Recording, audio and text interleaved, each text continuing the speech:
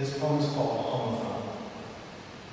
When your bed is too well made to be any kind of invitation, we spill ourselves on the kitchen floor, my hairy torso, your mop, though cleanliness is last on our minds. First is the music of the throat, percussive bones, skin sharp and tuned chords.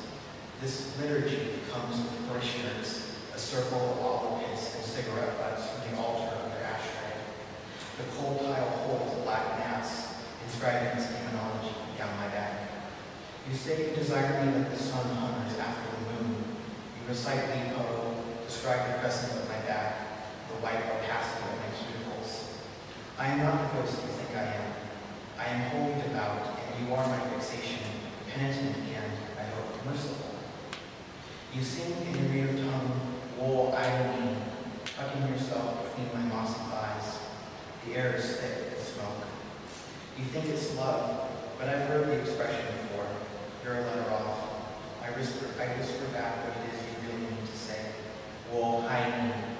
I heard you. I heard you.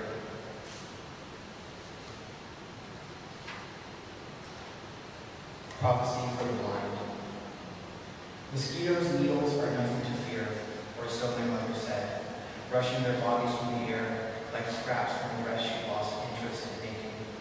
Such tiny creatures only loom large in the imagination, their blood-freckled bodies on their collar like speckled birches. When a bee jammed itself in my finger, she sought the poison as if the act were holy, as if it brought on baptism. Some Jewesses crave it, like the promised land, such as a craving for milk and honey.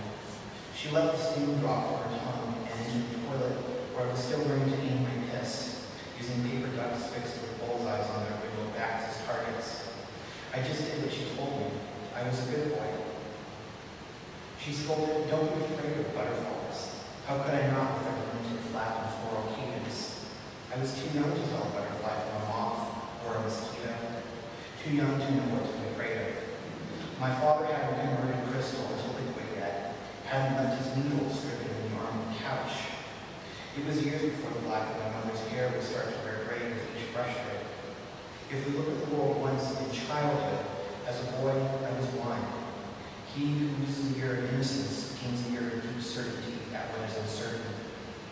When memory rests in tatters, darkness leaves him a needle and thread to work from, but not the skill to use it, or a pattern. Darkness leaves him begging for the clatter of insect wings against a desert quiet. To know he's alive, a last cavalcade of red through the singular prism of the self.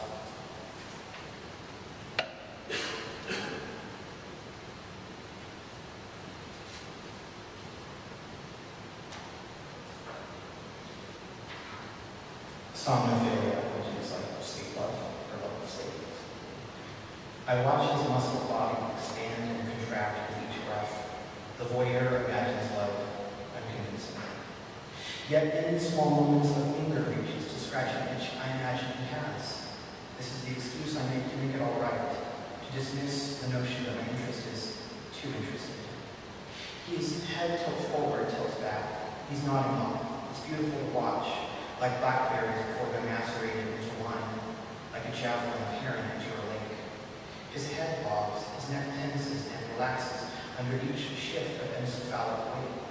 I lean forward to test the thickness of sleep, whether it's more molasses than chicken broth. And I don't quite understand why I'm drawn like an insect, why his body, slowly growing dormant, dominates each mirror of my compound eyes. It's so dark, even if he wakes, he won't see me. I want to be seen, though. I want to be touched. I want to slip beneath his slack jaw and drink the saliva, inching down his chin like nectar, or let it accuse me in this moment, the moment before I transgress like amber.